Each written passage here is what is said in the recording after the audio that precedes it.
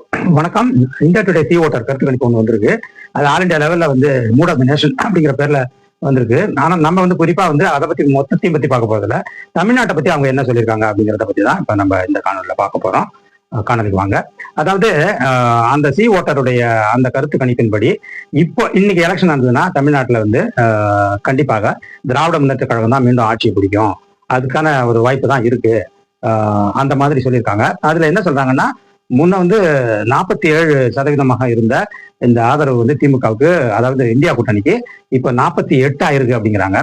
அதே மாதிரி அதிமுக உள்ளடக்கிய என்டிஏ இருக்கு இல்லைங்களா, தேசிய முன்னணி, அதுக்கு வந்து ஏறக்குறைய 37% வந்திருக்குங்கிறாங்க. அதாவது அதனுடைய ஆதரவும் பெருகி இருக்கு. ஆனா வந்து அது பாராளுமன்ற தேர்தலில் 3 சீட்டுக்கு மேல ஜெயிக்க முடியாது. அந்த அளவு தான் அதுக்கு ஒரு இது இருக்கு. அதாவது 37% ஓட்டு வாங்கினா கூட என்டிஏ 3 எம்பி சீட் தான் ஜெயிக்க முடியும். அதே மாதிரி இதுல வந்து ஸ்டேட் எலெக்ஷன்ல வந்து பாத்தீங்கன்னா திமுக வந்து 200 ஓட்டுகளுக்கு மேல பெறும். அதுதான் இன்றைய கள யதார்த்தம். அதே மாதிரி விஜயோட கட்சி வந்து கண்டிப்பாக வந்து ஓட்டுகளை வந்து பிரிப்பாரு.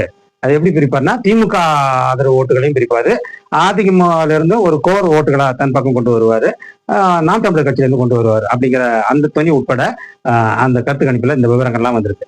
இப்ப நம்ம இந்த கருத்து கணிப்போட ஸ்டாட்டிஸ்டிக்கல் இன்ஃபர்மேஷனை பாத்தீங்கன்னா 48% வந்து இந்தியா கூட்டணிக்கு தமிழ்நாட்டை பொறுத்தவரையில, 37% வந்து தேசிய அதாவது பாஜக அதிமுக கூட்டணி பார்க்கணும். மீதி 15 அதர்ஸ்னு கொடுத்துருக்காங்க. ப்ராப்ளம் அவங்க என்ன சொல்றாங்கன்னா, இந்த அதர்ஸ்ல வந்து விஜயும் சீமானையும் வந்து அவங்க உள்ளடக்குறாங்க. அந்த மாதிரி தான் அவங்களுடைய இன்டர்பிரேஷன் இருக்கு. அப்ப இந்த மூணுத்தினுடைய ஓட் கன்வர்ஷன்ங்கிறது வந்து பார்க்கும்போது தான் நான் ஏற்கனவே சொன்ன மாதிரி அசம்பிளியில திமுக 200 ஜெயிக்கும். அதை விட கம்மியா அதுக்கு உள்ள மீதி 32 34 தொகுதியில மீதி எவ்வளவு கிடைக்குமோ அதான் அதிமுக ஜெயிக்கும் அப்படிங்கிற மாதிரி சொல்லிட்டு போறாங்க. பாராளுமன்றத்துல 3 சீட்டு இது ஜெயிக்கும், மீதி 36 வந்து அவங்க ஜெயிப்பாங்க அப்படிங்கிறது இதுல வந்து பொதுவாக சொல்லப்பட்ட அந்த விஷயம். இதுல உள்ளீடாக ஒரு விஷயம் இந்த கருத்து கணிப்புல இருக்கு அப்படிங்கிறத பாக்குறோம். ஏன்னா வந்து 2 லட்சம் பேர்ட்ட இந்த கருத்து கணிப்பை நடத்திருக்காங்க அப்படிங்கிறத பாக்குறோம். 1.5 லட்சம் பேர் வந்து ஏற்கனவே அவங்க டேட்டா இருக்கிறத வச்சு அவங்க அதை அப்படியே எடுத்துக்கிட்டாங்க. மீதி 50,000 பேர்ட்ட இப்ப ஜூலைல எடுத்திருக்காங்க அப்படிங்கிறத பாக்குறோம். ஆக வந்து 2 லட்சம் பேர்ல எடுத்துருக்காங்க. அது ஓகே, அது நல்ல சாம்பிள்னு வைங்களேன். அந்த சாம்பிள்ல நமக்கு பிரச்சனை கிடையாது. ஆனா இவங்க என்ன சொல்ல வராங்கன்னா, இந்த கருத்து கணிப்பிலே வேற ஒரு கேள்வி கேட்கறாங்க. அந்த வேற ஒரு கேள்வியில வந்து சிஎம் போஸ்ட்டுக்கு வந்து யாருக்கு எவ்வளவு போஸ்ட் இருக்கும்போது ஸ்டாலினுக்கு 27, விஜய்க்கு வந்து 18 இருக்கு, இது எடப்பாடி பழனிசாமிக்கு 10 இருக்குது, அண்ணாமலைக்கு 9 இருக்கு அப்படிங்கிற மாதிரி சொல்றாங்க. இங்கதான் நம்ம இவங்களுடைய தகுடு தத்தம் அல்லது இவங்க என்ன எதுக்காக இந்த அஜெண்டாவை செட் பண்றாங்கிற ஒரு சமாச்சாரம் நமக்கு இந்த இந்த இந்த கேள்வியில தான் நமக்கு புரியுது. ஸோ முதல்ல அவங்க ஜென்ரலா சொல்லிட்டு வந்தாங்க, நம்ம அதை ஒத்துக்கிட்டோம், ரைட், ஓகே, அது மூட் ஆஃப் த நேஷன் வந்து பாப்புலர் ஓட்டு, அந்த கூட்டணிக்குள்ள ஓட்டு மொத்தமா சொல்லிட்டு இருந்தாங்க. இந்த 2வது சொல்றாங்க இல்லையா, இந்த கால்குலேஷன்ல வந்து நமக்கு வந்து மிக பெருத்த சந்தேகம் என்னன்னா, இவங்க என்ன சொல்ல வராங்கன்னா, தனிப்பெரும் தலைவராக வந்து மு.க. ஸ்டாலின் தான் இருக்காரு, சிஎம் கேண்டிடேட்ல அவர் தான் வந்து தெள்ள தெளிவா அவர் ரேஸ்ல ஃபர்ஸ்ட்ல இருக்காருங்கிறத நாங்க ஒத்துக்கிறோம். ஆனா அதே சமயம் எடப்பாடி பழனிசாமியும் விஜயும் அண்ணாமலையும் சேர்ந்தாங்கன்னா இது இந்த இந்தியா கூட்டணியை விட அதிகமான அளவுல வரும். அதாவது இந்த கூட்டணி அமைஞ்சிச்சுன்னா, இந்த 3 கட்சியினுடைய பிரபலமான இந்த 3 கட்சியினுடைய கூட்டணிகள் ஒன்றிணைந்தால் திமுகவை பதவியிலிருந்து இறக்க முடியும் அப்படின்னு அந்த ஒரு கன்க்ளூஷனுக்கு வராங்க. அது எப்படி வராங்கன்னா, இப்ப விஜய்க்கு வந்து 18, இவருக்கு வந்து 10, யாருக்கு, எடப்பாடிக்கு 28, அண்ணாமலைக்கு 9. ஸோ 37% வந்து இவங்க சைட்ல இருக்குதான். சீஃப் மினிஸ்டரியல் கேண்டிடேட்ல வந்து இந்தியா கூட்டணி, அது என்டிஏ கூட்டணிக்கு இருக்குதான். வேற அங்க ஸ்டாலினோட கூட்டணிக்கு வெறும் 27 தான் இருக்குதான். இந்த மாதிரி ஒரு கன்க்ளூஷனை கொண்டு வந்து இவங்க இப்படி ஒரு நரேட்டிவ் செட் பண்றாங்க. இதன் பின்னணியில வந்து நம்ம என்ன புரிஞ்சுக்கணும்னா, இந்தியா டுடேவா இருக்கட்டும், இந்த சி ஓட்டரா இருக்கட்டும், இவங்க ஓரளவு பாஜக ஆதரவு நிறுவனங்கள் தாங்கிறது நமக்கு எல்லாருக்குமே தெரியும். ஓரளவு என்ன, நேரடியாக அவங்க நார்த் இந்தியாவில் வைக்கிற நரேட்டிவ் எல்லாம் பாத்தீங்கன்னாவே அவங்க வந்து அதுக்கு ஆதரவாக தான் அவங்க செயல்படுவாங்க அப்படிங்கிறது தெரியும். அப்ப இங்க தமிழ்நாட்டை பொறுத்தவரையும் அவங்களுக்கு நேரடியாக அப்படி சொல்ல முடியல. நேரடியாக பாஜகவுக்கு இதுதான் இவ்வளவு ஆதரவு இருக்கு, அது நிறைய வரும், இதுலயுமே சொல்லியிருக்காங்க. அதாவது பாஜகவுக்கு கூட ஏறக்குறைய 27% வந்து வந்துடும், தனியா வந்து முன்ன விட அது ரொம்ப அதிகமா வந்திருக்குன்னு எல்லாம் சொல்லியிருக்காங்க. ஆனா வந்து அந்த என்டிஏ கூட்டணிக்கும் போது அது அடிபட்டு போகுதுங்கிறதால அது அவங்க அதிகமா அதை விவரிச்சு சொல்லலைங்கிறத பாக்குறோம். நார்த் இந்தியா அந்த ஆல் இந்தியா சர்வேல அவங்க என்ன சொல்றாங்கன்னா, இந்தியா கூட்டணிக்கு வந்து ஓட்டு பேஸ் சப்போர்ட் ஏறி இருந்தா கூட ஆட்சிக்கு வந்து பாஜக தான் வரும்ங்கிற மாதிரியான ஒரு கருத்து உட்பட தான் அவங்க பேசியிருக்காங்க அதுல ஆல் இந்தியா லெவல்ல. அதுல இருந்தே அந்த சூட்சமா நமக்கு தெரியுது. ஏன்னா இவ்வளவு தூரம் இந்த தேர்தல் கமிஷனுடைய பிரச்சனையை வந்து ராகுல் வந்து வெளிப்படுத்திருக்காரு. ராகுல் வந்து பீகார் பேரணி நடத்துறாரு. இன்னும் என்னென்ன வேலைகள் பண்ணிருக்காரு. ஏற்கனவே இவங்க எல்லாம் வந்து தேவ கோடி மீடியாக்கள் சொன்ன அந்த எண்ணிக்கையில இருந்து 240க்கு வந்து பாராளுமன்றத்தில் தடுத்து நிறுத்தப்பட்டிருக்காங்கிறதெல்லாம் தெரிஞ்சு கூட இந்த கருத்து கணிப்புல திரும்ப என்ன சொல்ல வராங்கன்னா, பாஜக தான் ஆட்சிக்கு வரும், ஆனா இந்தியா கூட்டணிக்கு வந்து ஆதரவு பெரிய இருக்குங்கிறத நாங்க ஒத்துக்கிறோங்கிறாங்க.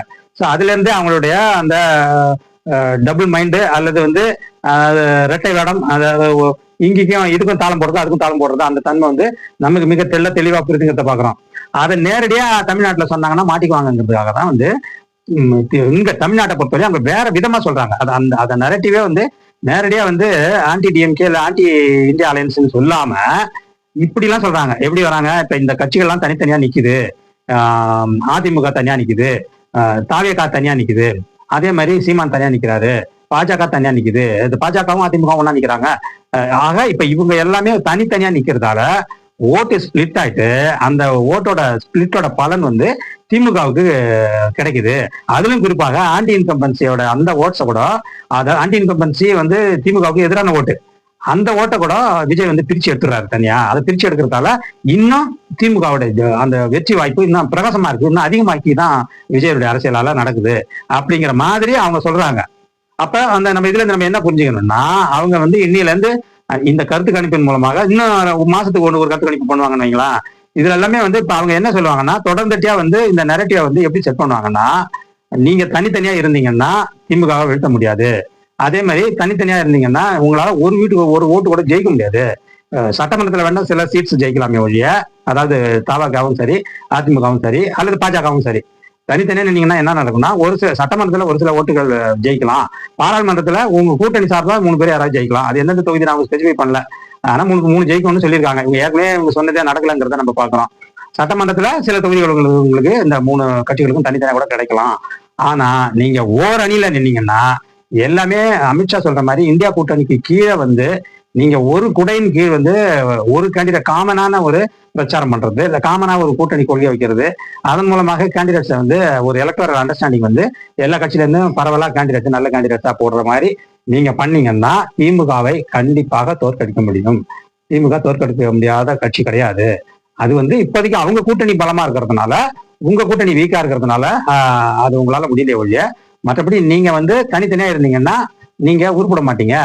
தனித்தனியா இருந்தீங்கன்னா ஜெயிக்க மாட்டீங்க.